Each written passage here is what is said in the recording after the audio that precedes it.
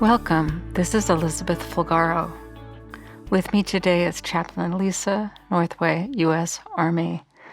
Thank you for being here, Chaplain Lisa. Thank you for having me.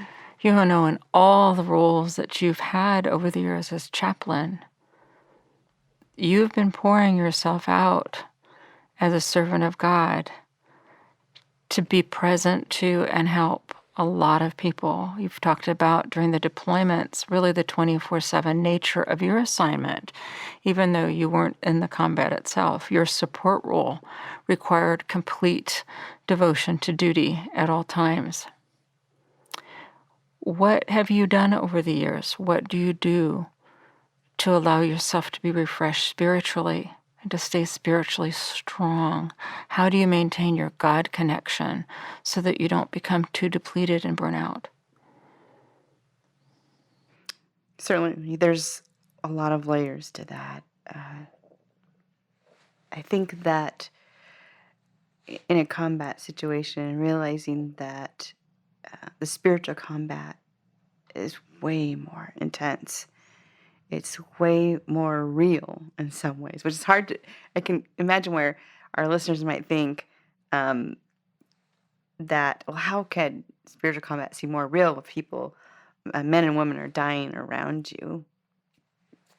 But there's something about when you understand we may have a common enemy in the physical world, but we absolutely all have the same enemy to our soul, it is his mission to kill, steal, and destroy anything good that God has placed in you and upon you in the image of God, even on us, makes us a walking target, literally, for that enemy. And knowing that, there's certainly some things proactively I did. Certainly before I leave, I want my loved ones to gather around. Anytime anybody says, "I'll put you on our church prayer list or my community list," thank you. I want that. I remember that my original hometown of origin, family Modesto, that some of the little old ladies who were not so old as when I was young had still gathered for prayer, and they found out that I was going to Iraq, and they said, "Well, we want to pray with you.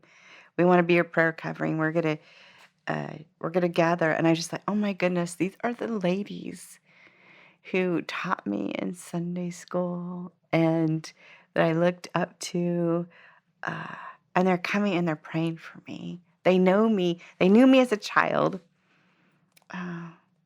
Maybe they wondered what God would have me to do. Certainly none of them, and neither they would ever dream that God would have me go where he's sent me and be who he's allowed me to be."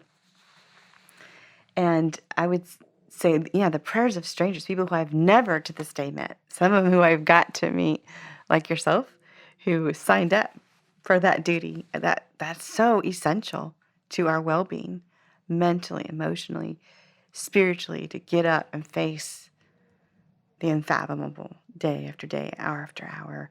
And sometimes it's not about getting up because you haven't been to bed. Right?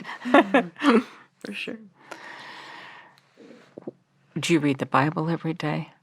Do you have special prayer times? How do you do that in a combat zone? How do you stay close to God yourself? Because we can pray for you, but then you've got to stay close to him yourself too. So how do you do that?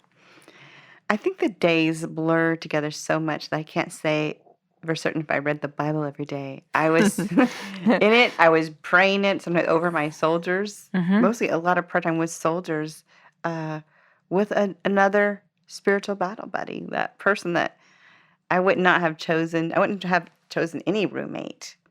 And I didn't.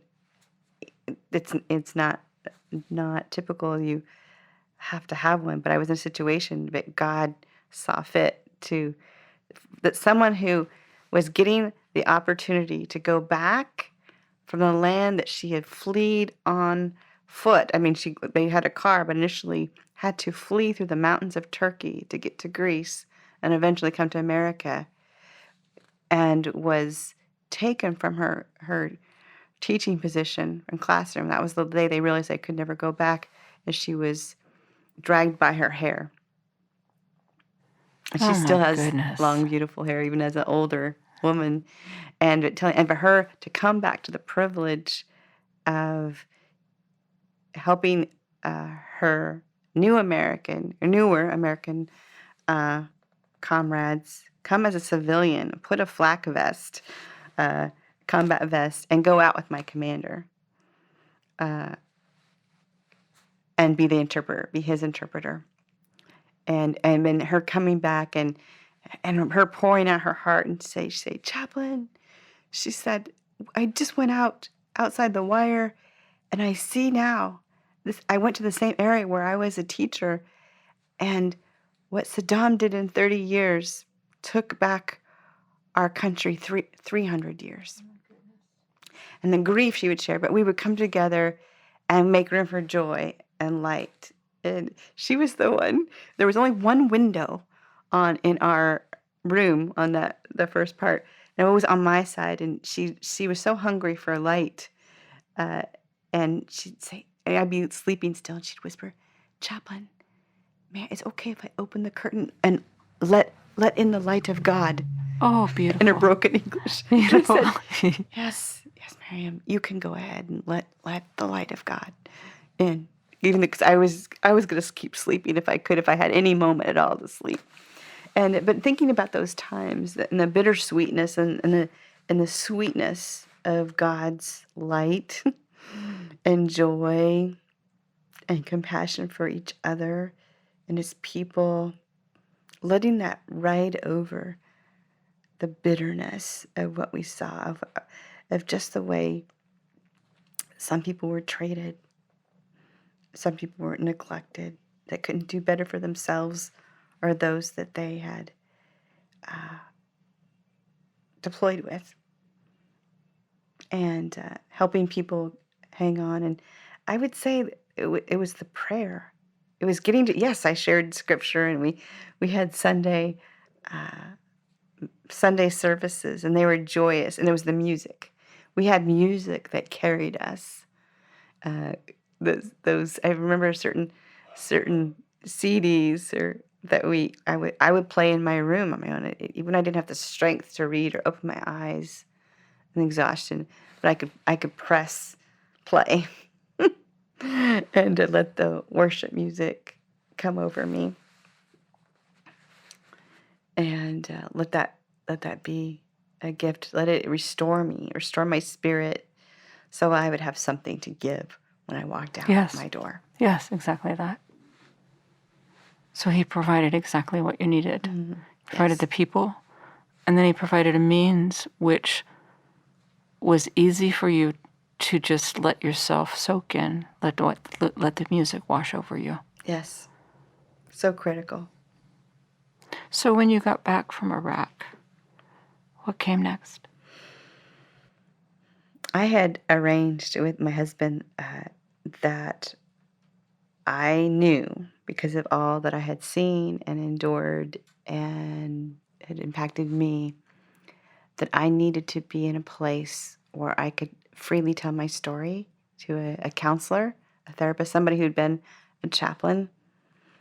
And we knew of somebody, and my husband went with me. I wanted my husband to go with me because I didn't want to be repeating that story in its totality over and over again. I knew that I need to be able to have a place to bring the story and leave it there. Even certainly, even as I'm telling now, there are certain bits and pieces over time. I needed to just say, let's just do this all and talk about this year.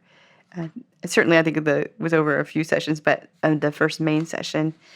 And for my husband to hear the things that I couldn't tell him over the phone, even though he knew quite a bit and was warring for me in prayer and actual inquiries of like why is this chaplain assistant who threatened my wife's life being returned to her? The question that any spouse, any family member would ask. He had been doing that, and he was just torn inside at what he heard and knew that I was going through. And And we do tell our sometimes our family members things because we want them to know if we don't come home alive, this is probably going to be the reason. Because the leadership doesn't know what to do with this person. That's a horrible thing to have to report. And so while I'm deployed, he's, asking hard questions and people not sure what to say. And so having my husband be with me in that space to tell that story was really helpful and healing. I didn't need him to say a lot. I just wanted him to hear it as it just spilled from my heart, and all the things that go with that, and it was enough for the first day. It was enough for the first week. What was really remarkable is I knew this because understood this concept that I've always believed that anything that you hold on to in your heart, such as unforgiveness, if it's there long enough, it will eventually show up on your face, in your body, in your mind. And I've always, kind of in a lighthearted way, said, I'm just vain enough that I'm going to go to a therapist. I'm going to go get pastoral care and counseling myself so that it doesn't get to my face. So I can still be as beautiful as I want to be, or as I can be at any age. And I'm going to do that internal work. And really, in part, that's what I was doing. I knew it would benefit me none. But I could easily, if I didn't do the work, I could have that residue that grows up and grows and becomes ugly. And I was not going to allow the enemy that kind of terrain to work with in my life. And what was so amazing in that is, and you don't expect also that you can't expect you'll get resolution because of the legal battlefield leaders that no one's going to admit to anything that they don't have to deal with. And I remember, though, we had a formation before everybody was allowed to go on block leave after we'd gone through our reintegration and our minimum standard of getting what we need to do and unloading, that Sergeant Major coming to me and this was completely unexpected. And I remember him right after formation ended, he walked up to me, he said, Chaplain, I just want to apologize to you. My goodness. And I was kind of surprised. I said, Sergeant Major? He said, I feel like I could have been more supportive of you during the mission. I said, sir, I don't have anything in my heart or my mind that against you that would make me feel like that was something you should have done. That's just so you know. I know we all have issues to work out and resolve as we come home, but you're not somebody in my heart or mind that I'm going to be working through the forgiveness issue with, just so you know. And he said, well, I'm thankful. He says, but I definitely think that I could have done better. And he explained a few points where he felt he could have been a better Sergeant Major. And I was like, just amazed. And he said, and Chaplain, don't expect to get an apology from anybody else. It's not going to happen. And I said, yes, Sergeant Major, thank you. And that was so healing to me. I bet. This was not somebody who professed to be this, seasoned, strong Christian. He'd had his own battles. He had his own betrayals downrange that greatly impacted him, that he struggled with. And I thought, this man has humbled himself. As grisly as Sergeant Majors are known to be, he's humbled himself, really, under the oak tree, like an oak tree counseling, I think call it, as in the earshot, even though I don't think anybody could hear, of other soldiers, and apologized. And I'm thinking, I remember saying that to somebody, and they said, I think it might have been the counselor therapist. He said, Chaplain Northway, Sergeant Majors never apologize. you need to consider it a remarkable thing that you received an apology from your sergeant major. Incredible. And I don't think I think I've come back to I probably need to let him know again how healing that conversation was, because he gave me more permission, more spiritual permission to heal. It's like, and he was very confident. Not that I wouldn't not accept it, but he was very confident. He's, you won't accept. You won't be getting any more apologies from anyone else. But I'm going to give you one right now. Yeah. And it was just this beautiful yet gritty apology for whatever was going to happen. I think you dispel a lot of the myths that service members already know, that when you come home, there's still more work. That it's not just come home, get off the plane, get off the bus, and back to ordinary non-deployment status. Mm-hmm. That there's processing, and that you brought some things home with you. I certainly feel like that was really critical. That was so helpful to my mission as a chaplain. My calling is my soldiers did not see me escape anything horrific that they had to go through. They truly knew I was with them every step of the way. And what's beautiful about that, because we intend that in that witness of Emmanuel, God with us, is for them to really not see us, but to see that God stands with them in that horrific place. And even if they didn't have an experience like me where I could sense the flapping of Jesus's robe on my own Via Dolorosa, they saw Chaplain Northway with them, flapping about, at times maybe ungloriously, but she was still with them. And the chaplain who went with them came home with them.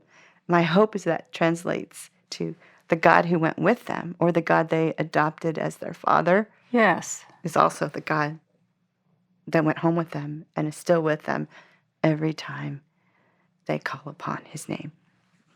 What a beautiful image and prayer. Thank you, Chaplain Northway. We'll talk to you next time.